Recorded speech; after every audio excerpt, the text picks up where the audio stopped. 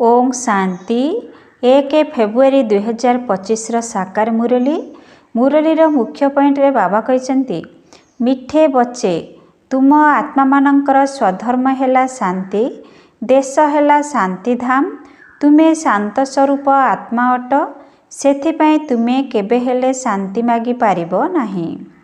तुम आत्मा मानकर स्वधर्म है शांति देश है शांतिधाम तुम्हें शांत स्वरूप आत्मा अट से तुम्हें केबे हेले शांति मागी पारिबो नाही। प्रश्न तुमर जोग बल केउं भली चमत्कारी करुछि? तुमर जोग बल केउं भली चमत्कारी करुछि? उत्तर जोग बल द्वारा तुम्हें सारा दुनिया को पवित्र करुछ। तुम्हें केते कम संख्यक संतान माने जोग बल द्वारा एही विशाल दुखर पहाड़ को उठाई सुनार पहाड़ स्थापन करुछ। पांच तत्व मध्य शतप्रधान होई जाउछि एवं बहुत फल प्रदान करुछि। शतप्रधान तत्व द्वारा एही शरीर मध्य शतप्रधान होई जाउछि। सेठाकार फल मध्य बहुत बड़ बड़ एवं स्वादिष्ट हेबो। ओम शांति जेतेबेले ओम शांति कहूछ सेतेबेले बहुत खुशी हेबा दरकार, कारण वास्तव में आत्मा शांत स्वरूप एवं ताहार स्वधर्म शांत अटे। एहा उपरे सन्यासी माने मध्य कहउछंती तुम गलारे तो शांतिर हार पड़िछि, शांति को बाहरे केउठु खोजुछ? आत्मा स्वतः शांत स्वरूप अटे। आत्मा को यही शरीर रे अभिनय करिबा पई आसीबाकु पड़ुछि। जदि आत्मा सर्वदा शांत रहिबो तेबे कर्म किपरि करिबो? कर्म तो करिबाकु ही पड़िबो। हाँ, शांतिधाम रे आत्मा माने शांत रही थांती, सेठारे शरीर नाही। ए कथा कोनोसी सन्यासी आदि बुझी पारु नाहांती जे आमे आत्मा अटु, शांतिधामर निवासी अटु। बाबा पिलामानंकु बुझाउछंती शांतिधाम आमर देश, पुणी आमे एठाकु अर्थात सुखधाम को आसी अभिनय करुछु। परे पुणी ताहा दुखधाम रावण राज्य होई जाउछि। एहा 84 जन्मर कहानी अटे। भगवान अर्जुन को कहिछंती ना तुमे तुमर जन्म वृत्तांत को जानी नाह, किंतु केवल जणकु ही काहींकी कहिछंती, कारण जणंकर ग्यारेंटी रहिछि। एही राधा कृष्णंकर ग्यारेंटी रहिछि, तेणु तांको कथा ही कहउछंती। ए कथा बाबा एवं पिलामाने मध्य जानिछंती जे जेउ सबु संतान माने अछंती समस्ते तो 84 जन्म नेउ नाहंती, केही मझिरे केही अंतिम समय रे आसुछंती, किंतु एमानंकर कथा तो निश्चिंत। एहाको कहउछंती हे संतान, तेणु ये अर्जुन हेले ना। बाबा ब्रह्मा बाबांको शरीर रूपी रथरे बसिछंती ना। पिलामाने निजे मध्य बुझी पारिबे आमे किपरि जन्म नेबु।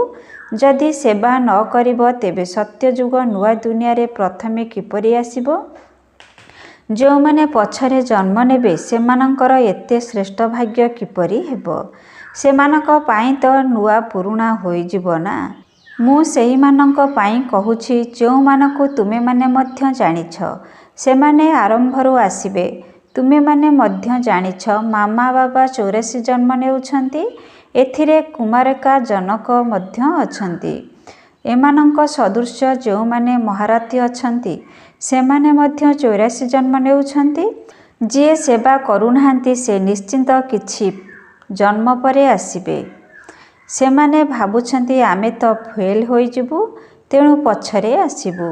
स्कूल रे मध्य दौड़ प्रतियोगिता रे चिन्ह पर्यंत पहुँची पुणी फेरी जाई थांती ना। समस्ते तो समान होई परिबे नाही। दौड़ प्रतियोगिता रे जदि केही 1 इंचीर 4 भागरु 1 भाग आगरे रहिला तेबे तांकु प्रथम स्थान मिली जिवो। एहा मध्य अश्व प्रतियोगिता अटे। घोड़ा को अश्व बोली कुहा जाई थाए, रथ को मध्य घोड़ा कुहा जाए। बाकी एमाने जहा देखाउछंती दक्ष प्रजापिता यज्ञ रचना करिथिले, सेथिरे घोड़ा को सुहा करिथिले। तेबे एभली किछि कथा नाही, ना दक्ष प्रजापिता थिले ना सिए कोनोसी यज्ञ रचना करिथिले। भक्ति मार्गर शास्त्र पुराण रे केते मनगढ़ा कथा सब रहिछि, तेणु तार नाम ही कथा अर्थात कहानी अटे। बहुत कथा मान शुणी थांती। पुस्तक गुड़िकरे भक्ति मार्गर केते दंत कथा सबु रहिछि। ଏହାର ନାମ କାହାଣୀ ଅଟେ। ବହୁତ କଥାମାନ ଶୁଣିଥାନ୍ତି। ତୁମେ ରାଜଯୋଗର ପାଠ ପଢ଼ୁଛ, ପାଠପଢ଼ାକୁ କାହାଣୀ କୁହାଯିବ ନାହିଁ। ସ୍କୁଲରେ ପାଠ ପଢ଼ିଥାନ୍ତି, ସେଥିରେ ଲକ୍ଷ୍ୟ ଏବଂ ଉଦ୍ଦେଶ୍ୟ ରହିଥାଏ। ସେମାନେ ଜାଣିଥାନ୍ତି ଯେ ଆମମାନଙ୍କୁ ଏହି ପାଠ ପଢ଼ିବା ଦ୍ୱାରା ଏହି ଚାକିରି ମିଳିବ ଏବଂ ତା ଦ୍ୱାରା ମଧ୍ୟ କିଛି ନା କିଛି ମିଳିଥାଏ। ଏବେ ତୁମ ପିଲାମାନଙ୍କୁ ବହୁତ ଦେହୀ ଅଭିମାନୀ ହେବାକୁ ପଡ଼ିବ, ସେଥିପାଇଁ ବହୁତ ପରିଶ୍ରମ କରିବାକୁ ହେବ। ବାବାଙ୍କୁ ମନେ ପକାଇଲେ ହିଁ ବିକର୍ମ ବିନାଶ ହେବ, ସେଥିପାଇଁ ସ୍ୱତନ୍ତ୍ର ରୂପେ ଯୋଗ କରିବାକୁ ହେବ। ଏପରି ନୁହେଁ ଯେ ମୁଁ ତ ଶିବ ବାବାଙ୍କର ସନ୍ତାନ ଅଟେ ନା, ତେବେ ପୁଣି କ'ଣ ମନେ ପକାଇବି? ନା, ନିଜକୁ ଶିବ ବାବାଙ୍କର ଛାତ୍ର ମନେକରି ୟାଦ କରିବାକୁ ପଡ଼ିବ। ଆମ ଆତ୍ମାମାନଙ୍କୁ ଶିବ ବାବା ପାଠ ପଢ଼ାଉଛନ୍ତି, ଏ କଥା ମଧ୍ୟ ତୁମେମାନେ ଭୁଲି ଯାଉଛ।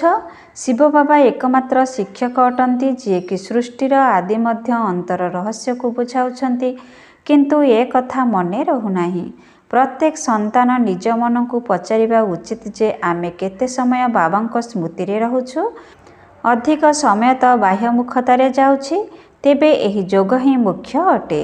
ଭାରତରେ ହେଉଥିବା ଏହି ଯୋଗର ହିଁ ବହୁତ ମହିମା ରହିଛି, କିନ୍ତୁ ଯୋଗ କିଏ ଶିଖାଉଛନ୍ତି ଏ କଥା କେହି ଜାଣିନାହାନ୍ତି। ଗୀତାରେ ଶ୍ରୀକୃଷ୍ଣଙ୍କର ନାମ ଲେଖି ଦେଇଛନ୍ତି, ତେବେ କୃଷ୍ଣକୁ ମନେ ପକାଇଲେ ଗୋଟିଏ ବି ପାପ କଟିବ ନାହିଁ, କାହିଁକିନା ସେ ତ ଶରୀରଧାରୀ ଅଟନ୍ତି ଏବଂ ତାହା 5 ତତ୍ତ୍ୱରେ ତିଆରି ହୋଇଛି। ଶରୀରକୁ ମନେ ପକାଇବା ଅର୍ଥ ମାଟିକୁ ଅର୍ଥାତ୍ 5 ତତ୍ତ୍ୱକୁ ମନେ ପକାଇବା। ଶିବ ବାବା ତ ଅଶରୀରୀ ଅଟନ୍ତି, ସେଥିପାଇଁ କହୁଛନ୍ତି ଅଶରୀରୀ ହୁଅ ଏବଂ ବାବାଙ୍କୁ ମନେ ପକାଅ। ଏ କଥା ମଧ୍ୟ କହୁଛ ଯେ ହେ ପତିତପାବନ, ତେବେ ସିଏ ତ ଜଣେ ହେଲେ ନା। ଯୁକ୍ତିର ସହିତ ପଚାରିବା ଉଚିତ, ଗୀତାର ଭଗବାନ କିଏ? ଭଗବାନ ରଚୟିତା ତ କେବଳ ଜଣେ ଅଟନ୍ତି। ଯଦି ମନୁଷ୍ୟ ନିଜକୁ ଭଗବାନ ବୋଲାଉଛନ୍ତି, ତେବେ ଏପରି କେବେ କହିପାରିବେ ନାହିଁ ଯେ ତୁମେ ସବୁ ମୋର ସନ୍ତାନ। ନହେଲେ କହିବେ ତତ୍ତ୍ୱତମ୍ ଅର୍ଥାତ୍ ଈଶ୍ୱର ସର୍ବବ୍ୟାପୀ ଅଟନ୍ତି। ଆମେ ମଧ୍ୟ ଭଗବାନ, ତୁମେ ମଧ୍ୟ ଭଗବାନ। ଯେଉଁଆଡ଼େ ଦେଖୁଛି କେବଳ ତୁମେ ହିଁ ତୁମେ ଅଛ, ପଥରରେ ମଧ୍ୟ ତୁମେ ଅଛ, ଏହିଭଳି କହି ଦେଉଛନ୍ତି। ତୁମେ ମୋର ସନ୍ତାନ ଅଟ, ଏ କଥା ସେମାନେ କହିପାରିବେ ନାହିଁ। ଏ କଥା ତ ବାବା ହିଁ କହୁଛନ୍ତି। ହେ ମୋର ପ୍ରିୟ ଆତ୍ମିକ ସନ୍ତାନମାନେ, ଏହି କଥା ଅନ୍ୟ କେହି କହିପାରିବେ ନାହିଁ। ମୁସଲମାନ ମାନଙ୍କୁ ଯଦି କେହି ମୋର ଗେହ୍ଲା ସନ୍ତାନ ବୋଲି କହିବେ, ତେବେ ସେମାନେ ଚାପୁଡ଼ା ମାରିଦେବେ। ଏ କଥା ଏକମାତ୍ର ପରଲୌକିକ ବାବା ହିଁ କହିପାରିବେ। ଅନ୍ୟ କେହି ସୃଷ୍ଟିର ଆଦି ମଧ୍ୟ ଅନ୍ତର ଜ୍ଞାନ ଦେଇପାରିବେ ନାହିଁ।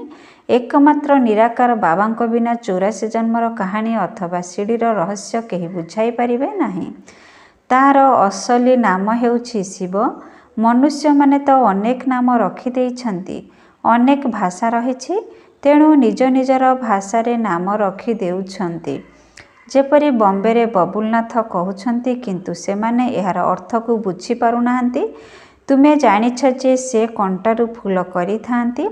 ଭାରତରେ ଶିବ ବାବାଙ୍କର ହଜାର ହଜାର ନାମ ରହିଛି, କିନ୍ତୁ ଏହାର ଅର୍ଥକୁ ଜାଣିନାହାନ୍ତି।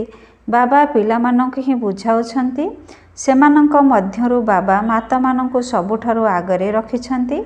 ଆଜିକାଲି ନାରୀମାନଙ୍କର ସମ୍ମାନ ମଧ୍ୟ ରହୁଛି, କାରଣ ବାବା ଆସିଛନ୍ତି ନା। ବାବା ମାତାମାନଙ୍କର ଉଚ୍ଚ ମହିମା କରୁଛନ୍ତି। ତୁମେମାନେ ଶିବଶକ୍ତି ସେନା ଅଟ। ତୁମେ ହିଁ ଶିବ ବାବାଙ୍କୁ ଜାଣିଛ। ସତ୍ୟ ତ ଜଣେ ହିଁ ଅଟନ୍ତି। ଗାୟନ ମଧ୍ୟ କରାଯାଏ, ସତ୍ୟର ନୌକା ହଲିବ ଦୋହଲିବ, କିନ୍ତୁ ବୁଡ଼ିବ ନାହିଁ। ତୁମେ ସତ୍ୟ ଅଟ, ନୂଆ ଦୁନିଆର ସ୍ଥାପନା କରୁଛ, ବାକି ମିଥ୍ୟା ନୌକା ସବୁ ଶେଷରେ ବୁଡ଼ିଯିବ। ତୁମେ ମଧ୍ୟ କେହି ଏଠାରେ ରାଜତ୍ୱ କରିବ ନାହିଁ। ତୁମେମାନେ ପୁଣି ପରଜନ୍ମରେ ଆସି ରାଜତ୍ୱ କରିବ। ଏହା ବହୁତ ଗୁପ୍ତ କଥା, ଯାହାକୁ ତୁମେମାନେ ହିଁ ଜାଣିଛ। ଯଦି ଏହି ବାବା ମିଳିନଥାନ୍ତେ, ତେବେ କିଛି ମଧ୍ୟ ଜାଣିପାରି ନଥାନ୍ତ।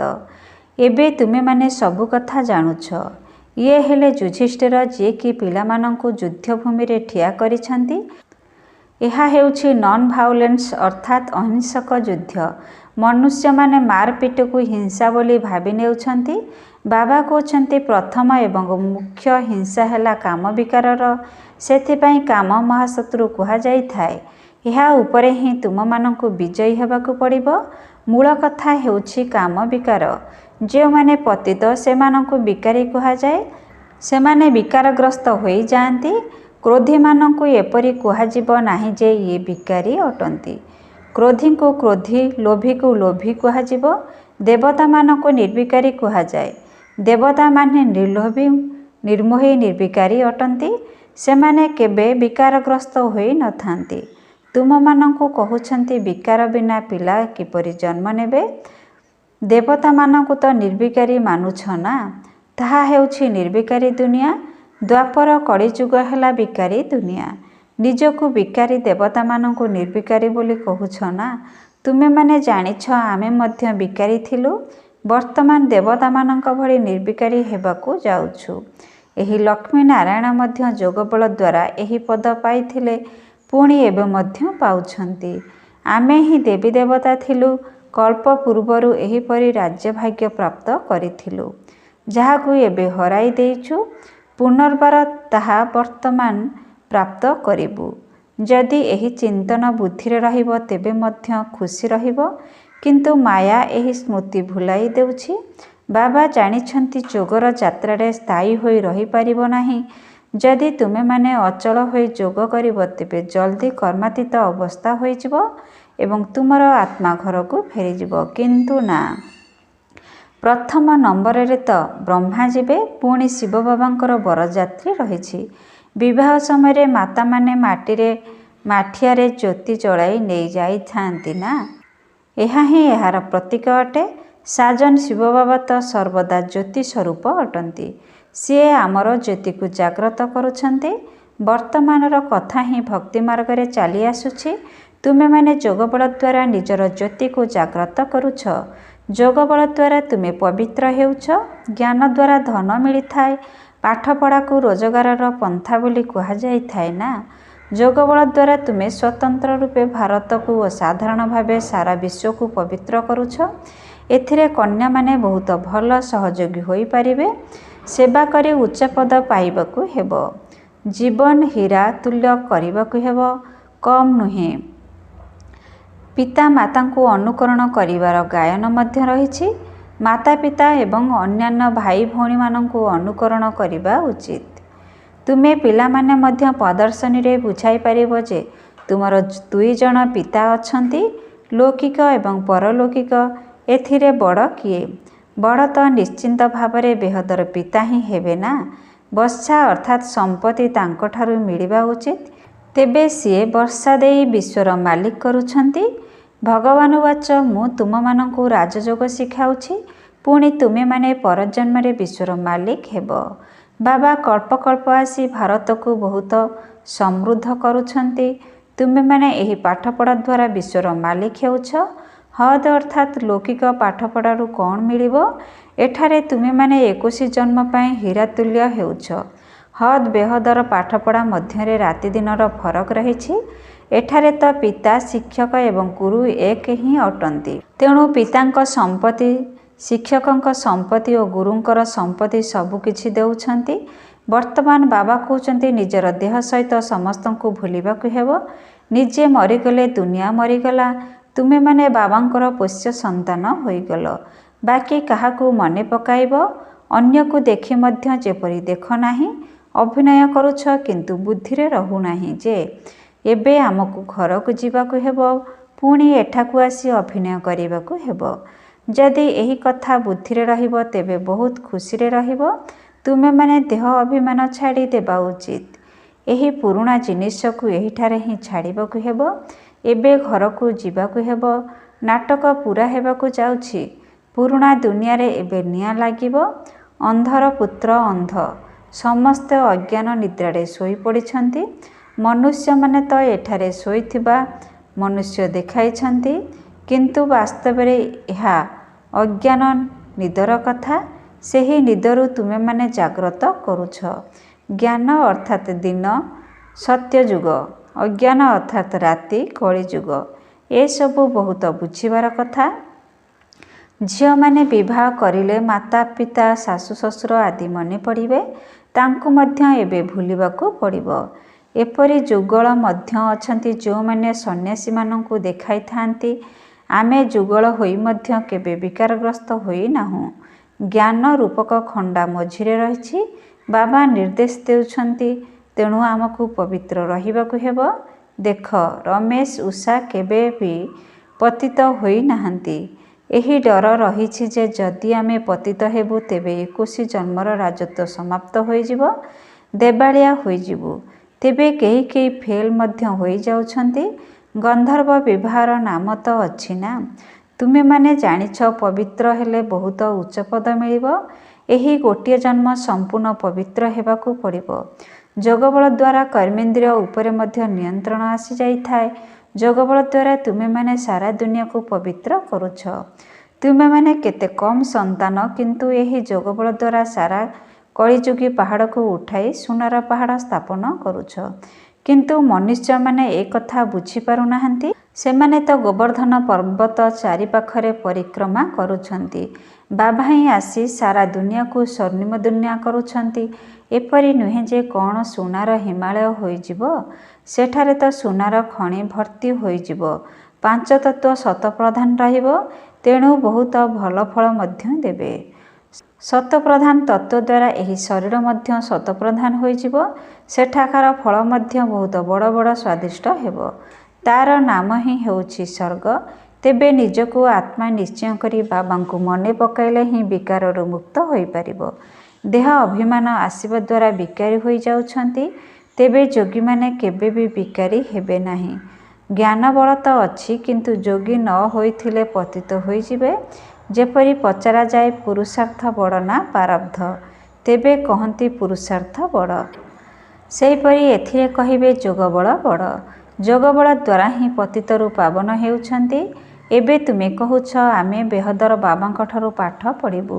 ମନୁଷ୍ୟମାନଙ୍କ ପାଖରେ ପଢ଼ିଲେ କ'ଣ ମିଳିବ? ଗୋଟିଏ ମାସରେ କେତେ ରୋଜଗାର ହେବ? ଏଠାରେ ତୁମେମାନେ ଗୋଟିଏ ଗୋଟିଏ ରତ୍ନ ଧାରଣ କରୁଛ। ଏହା ହେଉଛି ଲକ୍ଷ ଲକ୍ଷ ଟଙ୍କାର। ସେଠାରେ ପଇସା ଗଣତି କରାଯିବ ନାହିଁ। ଅଗଣିତ ଧନ ରହିବ। ସମସ୍ତଙ୍କର ନିଜ ନିଜର କ୍ଷେତ ରହିବ। ଏବେ ବାବା କହୁଛନ୍ତି, ମୁଁ ତୁମକୁ ରାଜଯୋଗ ଶିଖାଉଛି। ଏହା ହେଉଛି ଆମର ଲକ୍ଷ୍ୟ ଏବଂ ଉଦ୍ଦେଶ୍ୟ। ତେବେ ପୁରୁଷାର୍ଥ କରି ଉଚ୍ଚ ହେବାକୁ ପଡ଼ିବ। ରାଜଧାନୀ ସ୍ଥାପନ ହେଉଛି। ଏହି ଲକ୍ଷ୍ମୀନାରାୟଣ କିପରି ପ୍ରାରବ୍ଧ ପାଇଲେ? ପ୍ରାରବ୍ଧକୁ ଜାଣିଗଲ, ବାକି କ'ଣ ଦରକାର? ଏବେ ତୁମେମାନେ ଜାଣୁଛ, ପ୍ରତି କଳ୍ପର 5000 ବର୍ଷ ପରେ ବାବା ଆସୁଛନ୍ତି। ଏଠାକୁ ଆସି ଭାରତକୁ ସ୍ୱର୍ଗ କରୁଛନ୍ତି। ତେଣୁ ପିଲାମାନଙ୍କର ସେବା କରିବା ଉମଙ୍ଗ ରହିବା ଦରକାର। ଯେ ପର୍ଯ୍ୟନ୍ତ କାହାକୁ ରାସ୍ତା ନ ବତାଇଛ ସେ ପର୍ଯ୍ୟନ୍ତ କିଛି ଖାଦ୍ୟ ଖାଇବ ନାହିଁ। ଯଦି ଏତିକି ଉମଙ୍ଗ ଉତ୍ସାହ ରହିଲେ ତେବେ ଉଚ୍ଚପଦ ପାଇପାରିବେ। ଆଚ୍ଛା, ମିଠା ମିଠା ଶିଖିଲେ ସନ୍ତାନମାନଙ୍କ ପ୍ରତି ମାତା ପିତା ବାପଦାଦାଙ୍କର ମଧୁର ସ୍ନେହସମ୍ପନ୍ନ ଶୁଭେଚ୍ଛା ଏବଂ ସୁପ୍ରଭାତ। ଆତ୍ମିକ ପିତାଙ୍କର ଆତ୍ମିକ ସନ୍ତାନମାନଙ୍କୁ ନମସ୍ତେ। ଆତ୍ମିକ ସନ୍ତାନମାନଙ୍କର ଆତ୍ମିକ ପିତାଙ୍କୁ ନମସ୍ତେ ନମସ୍ତେ ନମସ୍ତେ। ଓଂ ଶାନ୍ତି। ମେରା ବାବା, ପ୍ୟାରା ବାବା, ମିଠା ବାବା, ଶୁକ୍ରିୟା ବାବା। ଓଂ ଶାନ୍ତି। ଧାରଣା ପାଇଁ ମୁଖ୍ୟ ସାର। 1ରେ ଈଶ୍ୱରୀୟ ସେବା କରି ନିଜର ଜୀବନକୁ 21 ଜନ୍ମ ପାଇଁ ହୀରାତୁଲ୍ୟ କରିବାକୁ ହେବ। ମାତା ପିତା ଏବଂ ଅନ୍ୟାନ୍ୟ ଭାଇ ଭଉଣୀମାନଙ୍କୁ ହିଁ ଅନୁକରଣ କରିବାକୁ ହେବ। ଈଶ୍ୱରୀୟ ସେବା କରି ନିଜର ଜୀବନକୁ 21 ଜନ୍ମ ପାଇଁ ହୀରାତୁଲ୍ୟ କରିବାକୁ ହେବ। ମାତା ପିତା ଏବଂ ଅନ୍ୟାନ୍ୟ ଭାଇ ଭଉଣୀମାନଙ୍କୁ ହିଁ ଅନୁକରଣ କରିବାକୁ ହେବ। 2ରେ କର୍ମାତୀତ ଅବସ୍ଥାକୁ ଯିବା ପାଇଁ ନିଜର ଦେହ ସହିତ ସମସ୍ତଙ୍କୁ ଭୁଲିବାକୁ ହେବ। ନିଜର ଯୋଗ ସ୍ଥିତିକୁ ଅଚଳ ଏବଂ ସ୍ଥାୟୀ କରିବାକୁ ହେବ। ଦେବତାମାନଙ୍କ ପରି ନିର୍ଲୋଭୀ, ନିର୍ମୋହୀ ଏବଂ ନିର୍ବିକାରୀ ହେବାକୁ ପଡ଼ିବ। କର୍ମାତୀତ ଅବସ୍ଥାକୁ ଯିବା ପାଇଁ ନିଜର ଦେହ ସହିତ ସମସ୍ତଙ୍କୁ ଭୁଲିବାକୁ ହେବ। ନିଜର ଯୋଗ ସ୍ଥିତିକୁ ଅଚଳ ଏବଂ ସ୍ଥାୟୀ ରଖିବାକୁ ହେବ। ଦେବତାମାନଙ୍କ ପରି ନିର୍ଲୋଭୀ, ନିର୍ମୋହୀ ଏବଂ ନିର୍ବିକାରୀ ହେବାକୁ ପଡ଼ିବ। ବରଦାନ। ଯନ୍ତ୍ରଣାଗ୍ରସ୍ତ ଆତ୍ମାଙ୍କୁ ଗୋଟିଏ ସେକେଣ୍ଡରେ ଗତି ସଦ୍ଗତି ଦେଉଥିବା ମାଷ୍ଟର ଦାତା ହୁଅ। ଯନ୍ତ୍ରଣାଗ୍ରସ୍ତ ଆତ୍ମାକୁ ଗୋଟିଏ ସେକେଣ୍ଡରେ ଗତି ସଦ୍ଗତି ଦେଉଥିବା ମାଷ୍ଟର ଦାତା ହୁଅ। ଯେପରି ବାବାଙ୍କ ସହିତ ମିଳନ କରିବାର ମିଳନ ଋତୁ ବା ସିଜିନ୍ ସମୟରେ ସବୁ ପ୍ରକାରର ବ୍ୟବସ୍ଥା କରି ରଖୁଛ, ସେବାଧାରୀ ତଥା ସବୁ ପ୍ରକାରର ସାମଗ୍ରୀ ପ୍ରସ୍ତୁତ ରଖୁଛ, ଯାହାଦ୍ୱାରା କାହାକୁ କୌଣସି ପ୍ରକାରର ଅସୁବିଧା ଯେପରି ନ ହେବ ଏବଂ ସମୟ ମଧ୍ୟ ବ୍ୟର୍ଥ ନ ହେବ, ସେହିପରି ବର୍ତ୍ତମାନ ସର୍ବ ଆତ୍ମାମାନଙ୍କର ଗତି ସଦ୍ଗତି କରିବାର ଅନ୍ତିମ ସିଜିନ୍ ଆସିବାକୁ ଯାଉଛି। ତେବେ ଯନ୍ତ୍ରଣାଗ୍ରସ୍ତ ଦୁଃଖୀ ଆତ୍ମାମାନଙ୍କୁ ଧାଡ଼ିରେ ଛିଡ଼ା କରିବାର କଷ୍ଟ ଦେବା ଉଚିତ ନୁହେଁ। ଆସୁଥିବେ ଏବଂ ନେଇ ଚାଲି ଯାଉଥିବେ। ସେଥିପାଇଁ ତୁମମାନଙ୍କୁ ସର୍ବଦା ପ୍ରସ୍ତୁତ ହୋଇ ରହିବାକୁ ହେବ। ପୁରୁଷାର୍ଥୀ ଜୀବନରେ ରହିବା ପରିବର୍ତ୍ତେ ଏବେ ଦାତାପଣିଆର ସ୍ଥିତିରେ ରୁହ। ସବୁ ମୁହୂର୍ତ୍ତରେ ସବୁ ସଂକଳ୍ପରେ ମାଷ୍ଟର ଦାତା ହୋଇ ଚାଲ। ସ୍ଲୋଗାନ: ହଜୁର ବାବାଙ୍କୁ ସର୍ବଦା ବୁଦ୍ଧିରେ ହାଜର ରଖିଲେ ସର୍ବ ପ୍ରାପ୍ତିଗୁଡ଼ିକ ଯିଏ ହଜୁର କରିବ। ହଜୁର ବାବାଙ୍କୁ ସର୍ବଦା ବୁଦ୍ଧିରେ ହାଜର ରଖିଲେ ସର୍ବ ପ୍ରାପ୍ତିଗୁଡ଼ିକ ଯିଏ ହଜୁର କରିବ। ଓଁ ଶାନ୍ତି, ଓଁ ଶାନ୍ତି, ଓଁ ଶାନ୍ତି।